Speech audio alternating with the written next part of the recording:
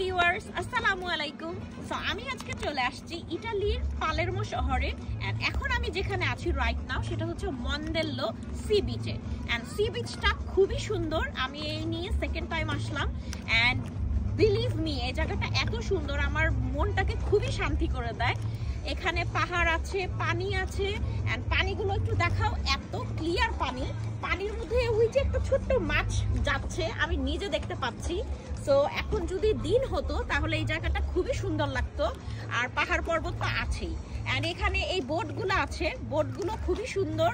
এই বোটগুলোতে সামারের টাইমে মানুষরা হচ্ছে এখানে পার আওয়ার করে ওরা ঘুরতে যায়, ওরা একটা পেমেন্ট রাখে।